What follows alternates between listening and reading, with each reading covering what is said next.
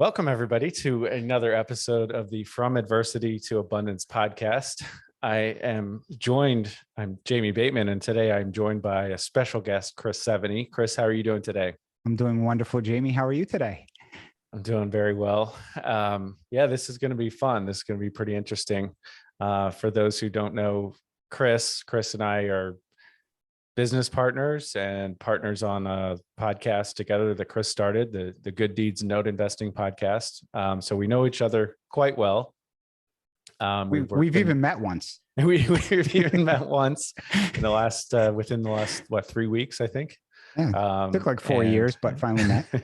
I told somebody I look forward to meeting Chris again in 2026.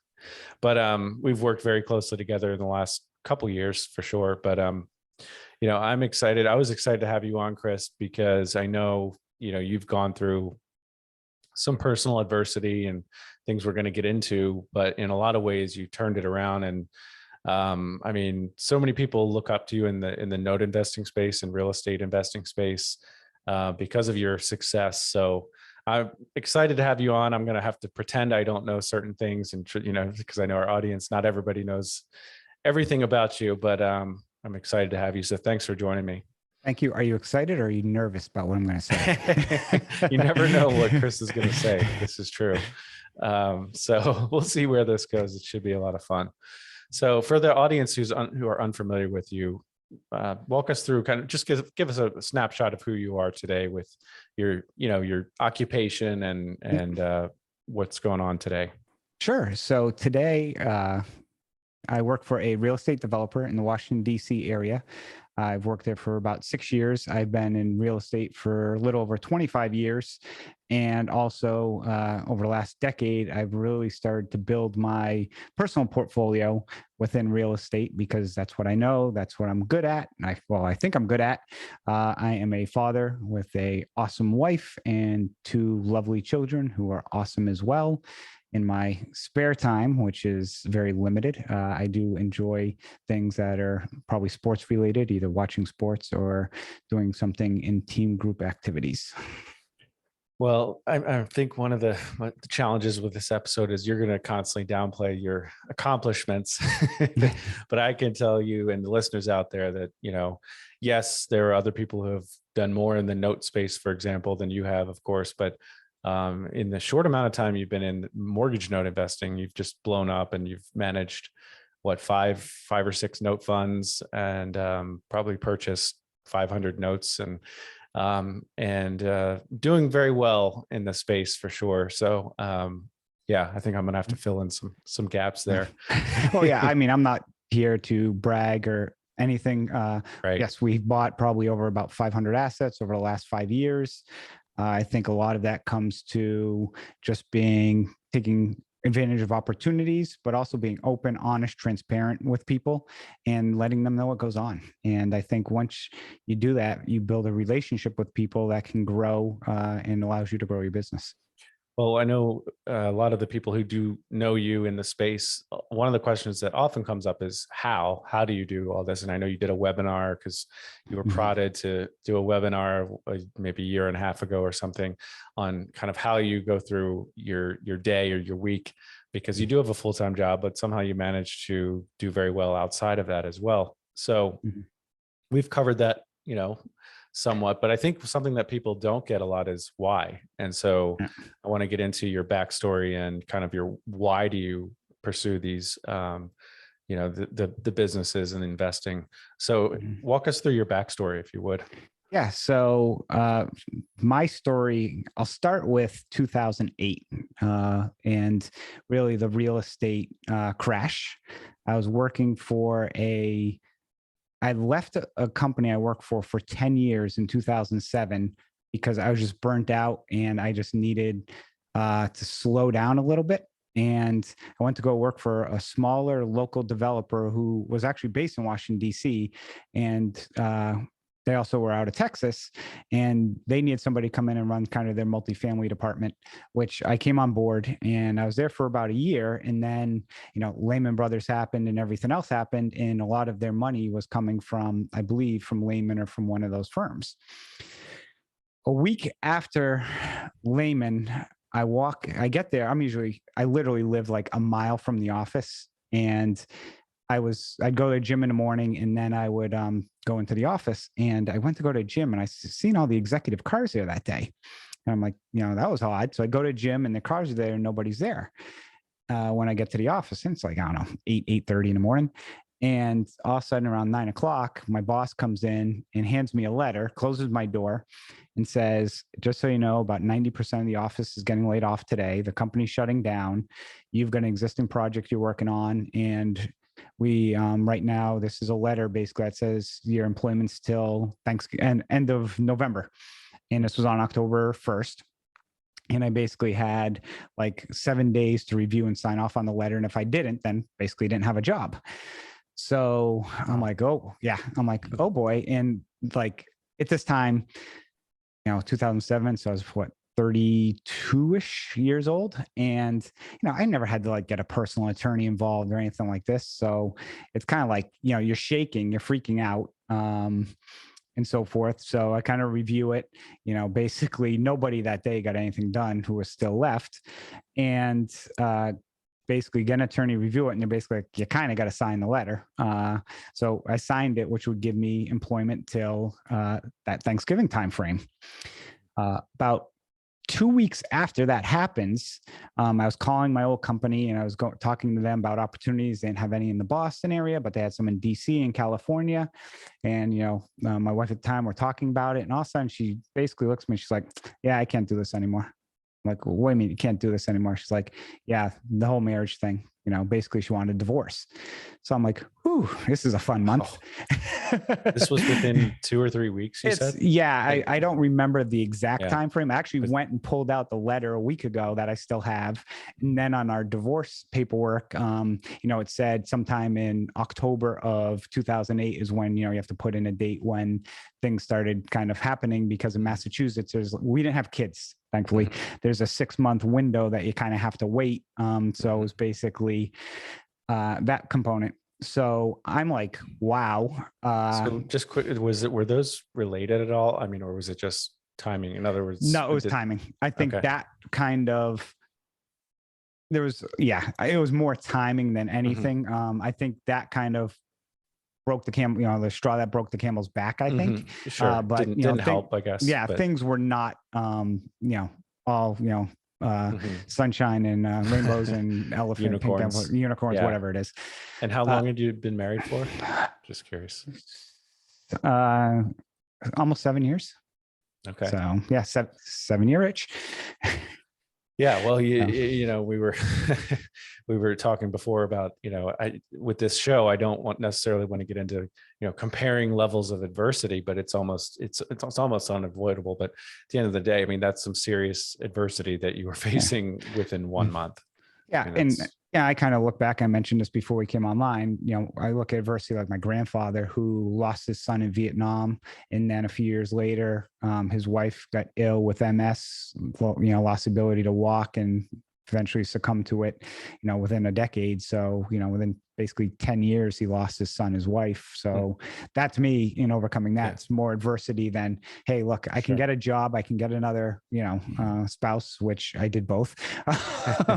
So, and how I moved, Jamie, I moved pretty quickly. Yes, you did. So I literally, got a job.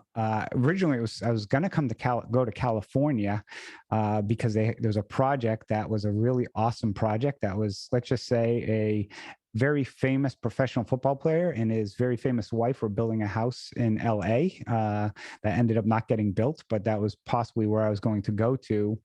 But instead, I ended up going down to DC, and literally on like November 30th or December 1st, I packed everything I had into my car and drove down to DC. And the only thing I left were my 2 dogs that I'd come back and get once I found housing. Wow. I mean, but it sounds like certainly with the employment, you didn't have much of a choice as far as the job ending.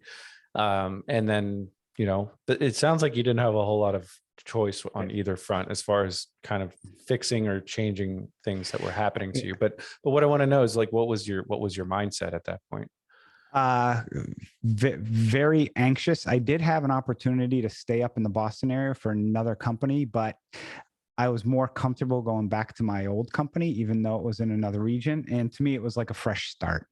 Hmm. Basically everything that had just gone on, getting away and probably running, part of me is probably like I was running away possibly from everything, uh, was probably the benefit because, if I had to go, like I said, face my parents and stuff like that and my sisters, I was nervous about their reaction because I viewed it as a major failure and I hate the fail. So part of me thinks that it was almost like I was running away from my problems, going down to the DC area. And now that I look back and reflect on it, that's, I think, what I was doing. Interesting. Yeah, I can't imagine. Thankfully I haven't had to deal with either thing, but okay. So you were Mhm. looking at different job opportunities and you wanted to relocate, it sounds like. Yep. So, and literally, like I said, I just packed everything in my car, drove down to DC area and was like, hey, fresh start. And that's what I did. Found a place to rent uh, after about a month or two after the new year, and then went back up to Massachusetts, got our dogs, because in our divorce agreement, I had custody of the dogs. But one of the things I'll just mention that I think was the benefit was, like, I still get along with my ex-wife today. And there was, of course, some rocky times during that divorce, but it actually was pretty smooth sailing to resolve everything. And we came up to just one resolution at that time instead of dragging things on for years and so forth. So I think we were both very fair when it came to resolving things, which I got to give, her credit for being fair in that aspect. That's good. I mean, and then one other thing you mentioned before we hit record was your financial situation at the time.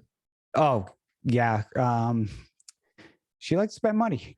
So, you know, we had, let's see, I mean, we had a Porsche Cayenne was one of our vehicles. I think the other one was an Audi TT at the time. We had a house. She would go out a lot with her sister, whose husband was very well off. So I think she was trying to live up to that. I walked out of it probably about 250,000 in debt, would be my guess. All said and done. Yeah. I mean, I don't mean to, focus on the adversity too much, but I mean, it was very real. And those are three major Yeah. things that you faced. I mean, I had a very good paying job. So I knew I would eventually recover. Just it was a matter of how much time, and kind of I just bore down and focused on, again, how to eat an elephant one bite at a time, and just kept plugging away. So, well, I mean, I can tell you from working with you, and when I first got into the note space, you were a mentor of mine. Not saying you're not anymore, but one of the things about you is you are very optimistic. I'm sure you're not always optimistic 24/7, but you always know there's a way to get out of a bad situation, or and it's just you're creative and figure out a way to make it work. So, anything to add there? Yeah, I used to be extremely pessimistic. And my wife has been the one who's really turned me around from a maturity level of being very immature back in the day, being a positive thinker, and just thinking about the positive thoughts, because negative thoughts brings more stress and it doesn't benefit you. It doesn't allow you to grow. Where if you think the positive thoughts, you still need understand what negative things can happen, but when you look at the positive thoughts, it actually, I think, powers you to do more. That's definitely powerful, and I've seen that play out. So, and now just the quick, from you got the new job in DC, and then take us through today. Yeah. So, met my wife and got remarried in 2010. At the time, she had a wonderful 6-year-old daughter, and then we ended up having a child in 2011. And 2012, we built. We bought property to build our house. And that was, to me, one of the major accomplishments of my life, because I always wanted to build my primary residence, and we were able to accomplish that. And it was something that, again, I look back to this day as one of the major milestones of my life. About a year later, I woke up, we were on vacation in New Jersey, and a bunch of guys college with, but it was all families. And I was just really stressed. And driving home, I wasn't feeling well. And I broke into having a lot of chest pain and a fever and everything like that. So we ended up going to ER, and a lot like something just didn't feel right, but they couldn't figure out what was wrong. This was on like a Friday night. We actually left vacation early. And then that Monday morning, it may have been Sunday.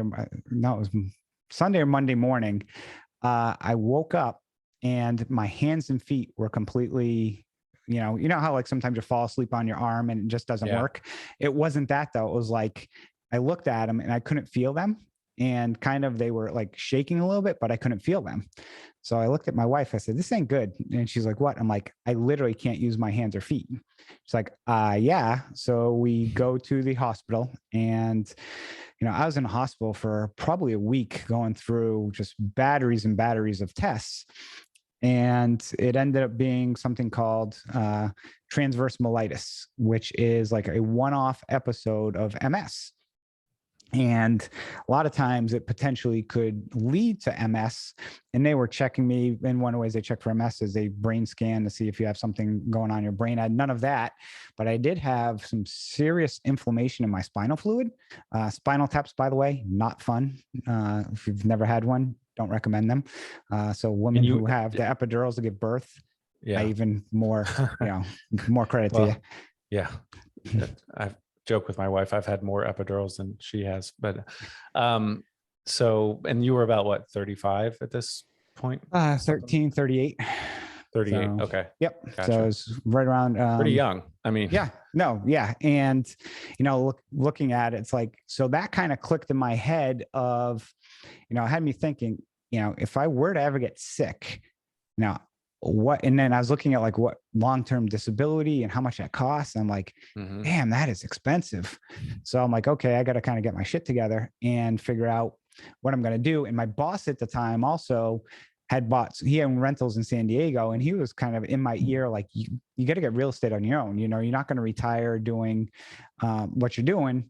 So, our house had a good amount of equity in it. So we took some equity out and started doing some buy and hold rentals, but we were doing the bigger pockets BRRRR strategy.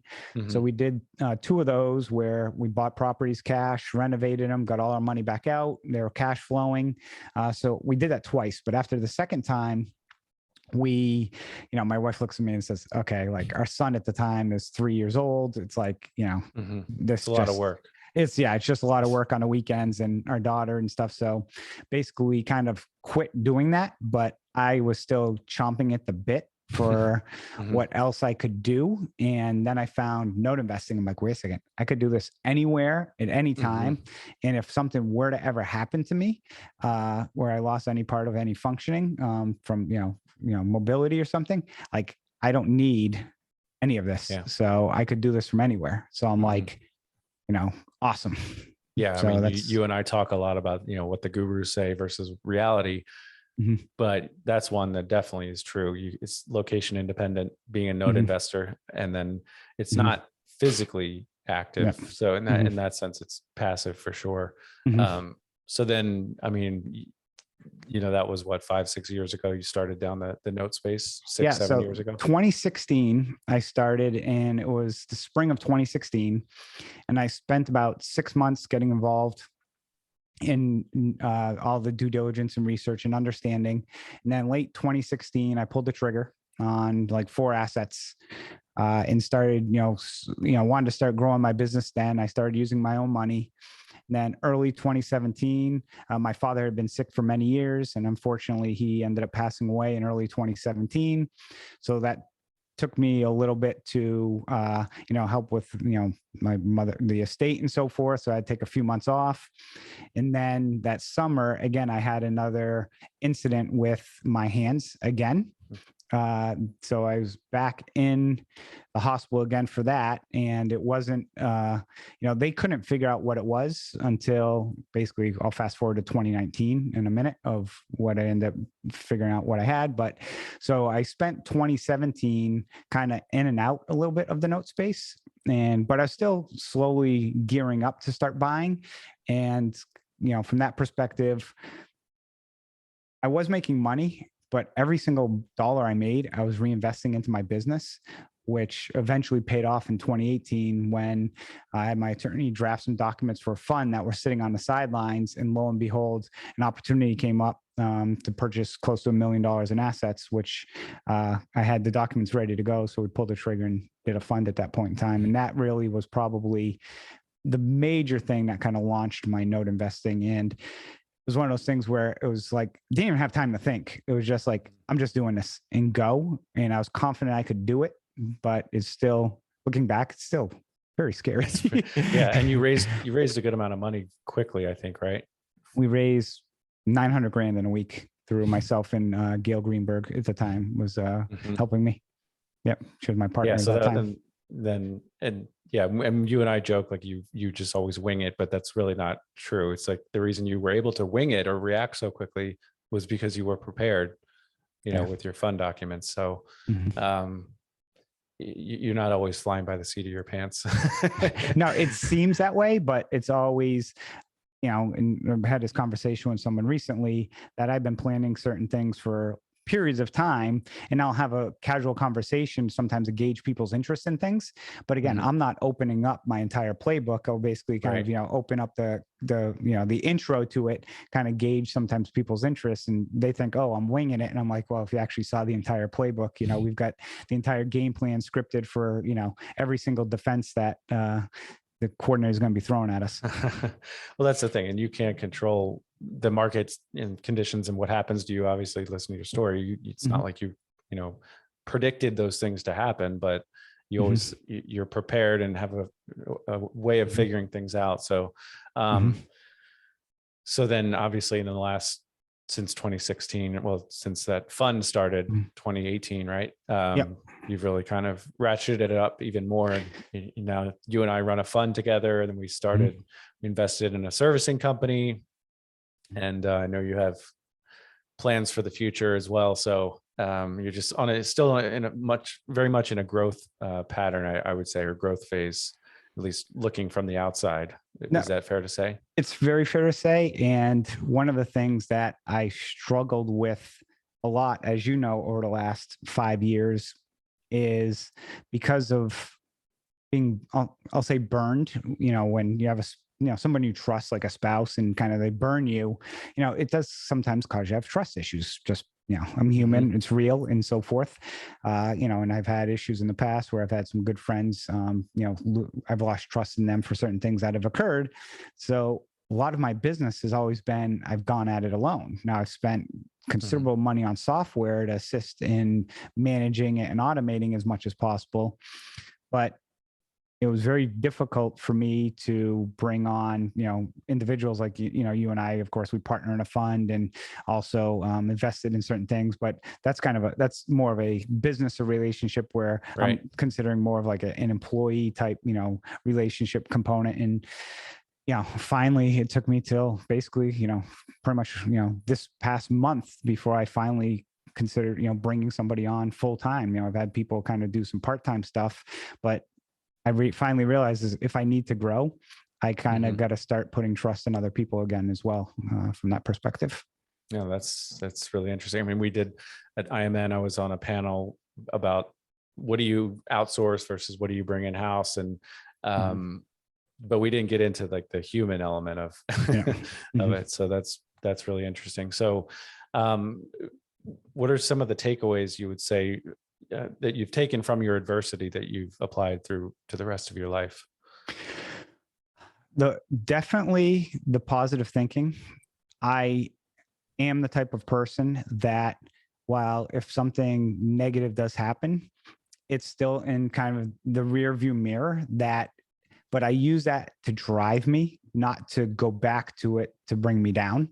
I use it to propel me. And I think is one of the major things.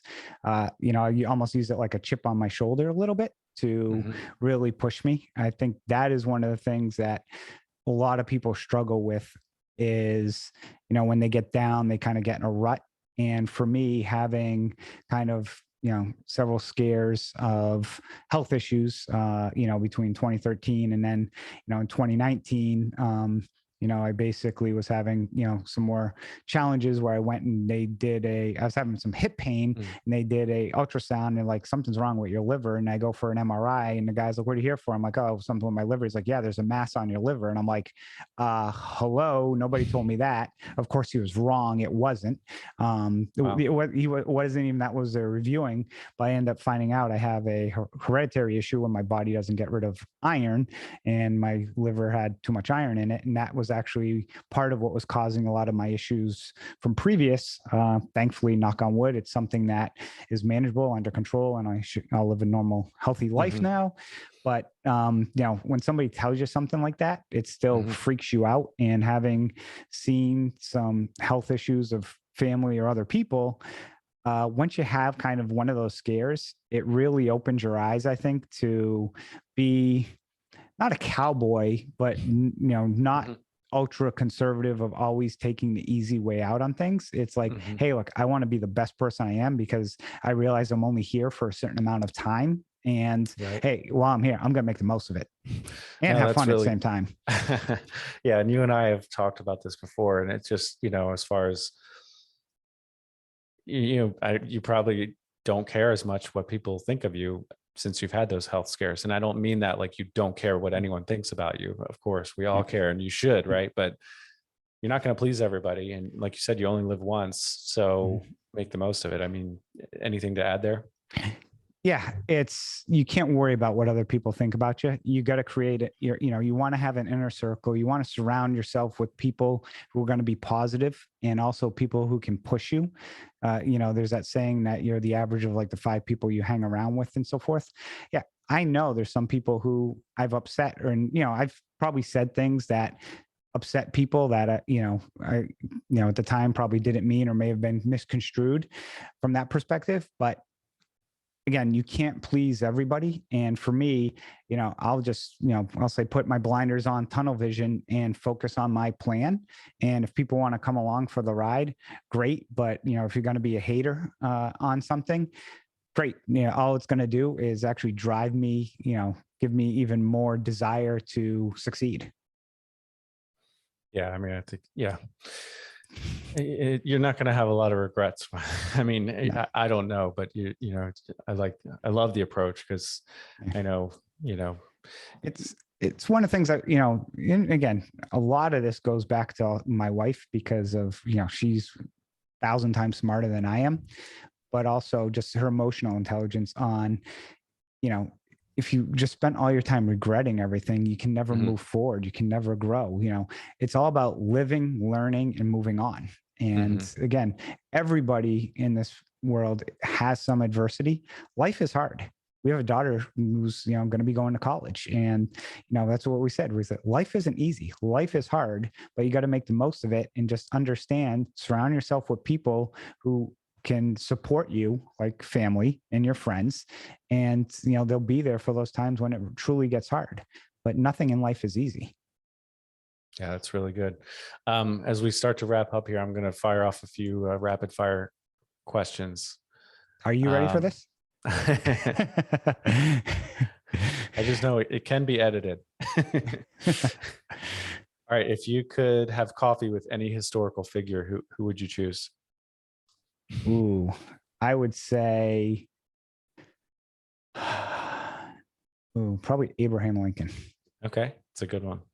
So, and if you want to, my reason why, because why is, I always compare him and Washington, where Washington created something, basically what Lincoln took what the country had created and really made it, expanded it significantly. It's one of the things where I'm probably not the individual who can come up with something that is brand new idea, but I come up with some ideas that are spin-offs of things that have tried to improve things.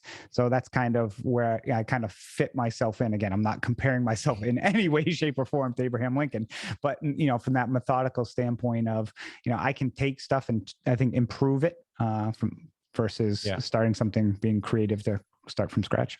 If you were given $10 million tomorrow, what would you do with it? 10 million? Ooh, well, besides invest in notes, no. That can be an answer. if that's the answer. Well, actually, honestly, I would invest, component of it, and also look to spin that off. And this is a conversation I had somebody recently, is about taking, additional profits from companies and so forth, and working on some type of nonprofit in the housing, in the housing sector of some way, shape, or form. Nice. If you had to eat one meal, choose one meal to eat for the rest of your life, what would it be? Steak, but that would kill me because of the iron. I love ice cream as well. And my wife and mother-in-law make this Uzbek dish called plaf, which is like rice, I've chicken. seen that, the word. Yeah, it is awesome. So I could eat that as well. Might have to get you on Matt Four's podcast, Ice Cream with Investors. Yes. So chocolate chip or cookies and cream, my but never mint. Do not, mint chocolate chip is a sin. Yeah, I don't like that. Nice. What is a book or two you'd recommend for my audience? I know you have a list. Even what you're trying to get through 100 this year?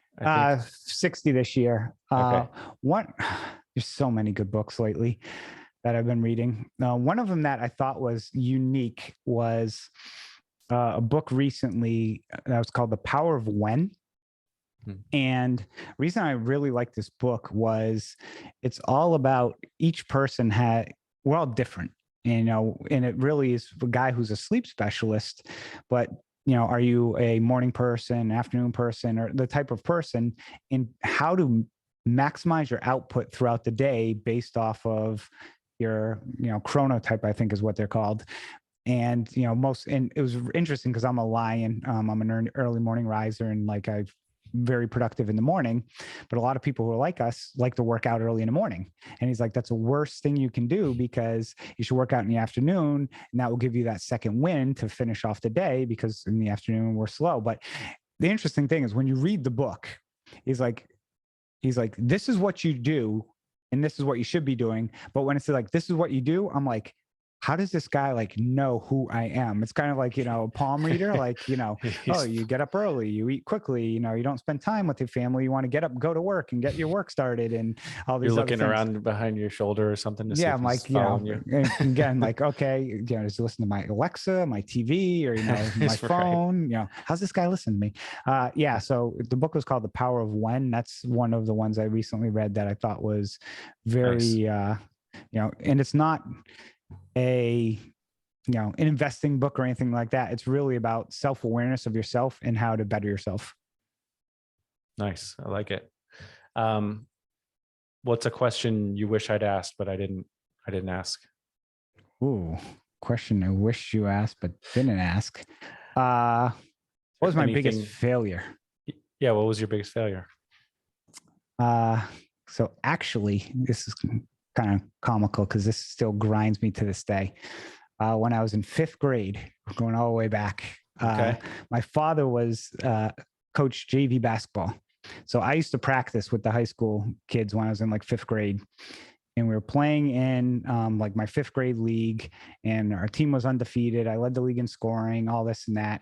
And I choked in the championship game. Before the game, I made 15 free throws in a row, just practicing before the game. Mm-hmm. In the game, I couldn't hit one for the life of me.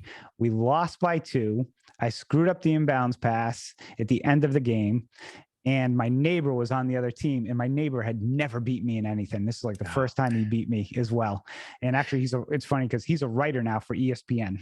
Oh, wow. Peter Thamel and so forth. So I still look back and I'm like, that grinds me so much. I'm sorry, it was 6th grade, not 5th grade, but 6th grade. Okay, thank you for correcting. Yeah, it was that it just really drove me. But 7th and 8th grade, we did win championship, but it's I don't remember those. I only remember the 6th grade, and kind of, it's one of those things where I just felt like I let everybody down because, it's one of those things that just grinds me. Yeah. I remember that, to the day of God, well, I'm 40, let's see, I was probably what are you, 11 in 6th grade roughly? And, something like 11 and 12. So 35 years ago. I remember it more vividly than, my divorce story. So No, I mean, I get it. Being a former athlete myself, I'm still, I think we've talked, I'm still not over certain losses and things, but oh yeah. So I never will be. So, no. but you know, Mhm. that's funny. And again, people go through a lot worse things in life. Well, yeah, But sure. it's, what is the things that, drive people to be better? It's very, when you look back at what drives a lot of people, it's things that for other people are very inconsequential. In Mhm. reality, it's things that are really individualistic in that sense. Yeah, I mean, it's like, go watch The Last Dance. We've talked about Oh Michael yeah. Jordan. He would almost create, not almost, he would create stories Yeah. that would motivate him Yeah. and really inspire They all him. do. Yeah, Brady, yeah. does, the one that I laughed at the other day was the Larry Bird quote. Someone popped up when, Oh, yeah. I I think posted I saw about, that. Yeah. yeah, Craig Hodges made some comment about, Oh, Larry yeah. Bird and 3-point contest. He's like, where to find me. Larry Bird's comment was, yeah, at the end of the Bulls bench or something. Just like, oh man. So, I think a lot of successful people have, come from sports, and I love there's a ton of life lessons you can learn from sports, but just the competitive drive, I yeah. think is huge too. So, is there anything else you want to cover? Where can our listeners reach out to you? Sure. They can reach out to me. My email is Chris at the number 7, the letter E, investments.com. That is our investment company, which is the number 7, the letter E, 7E, investments.com. I kind of shortened my last name a little bit there, put a little number in front of it. That's probably the best way to reach out to me. If you're interested in more about note investing, you can listen to the Good Deeds Note Investing podcast as well. And Your website is seveneyinvestments.com. yep. Okay. Now So, you always have different fund offerings, and we have our Facebook group, and then you've got a membership group and things like that. So yeah, one of the things that I'll mention too is part of the note investing space, and you do this as well, Jamie, is we like to give back. Very few things I physically charge for. I mean, I have a membership group that, I spend, an hour a week with, plus with people and stuff, and has minimal cost, but everything else for information, I give it away. There's no hidden secrets in this space. I'm not out there to make millions on all these training programs and so forth. I like to educate people just to be better for themselves and try and grow their businesses. Awesome. Well, thank you, sir. This has been Thank you, really sir. good. No, I know this is going to be a very popular episode. So you've added a ton of value. Like I said, it's something we haven't dived into too much as far as on the Good Deeds show. Your background and your why. So I think it's really motivating for the listeners. And everyone's got a story, and like you've definitely faced some serious adversity, and now you're definitely living in abundance. So I appreciate you sharing your story.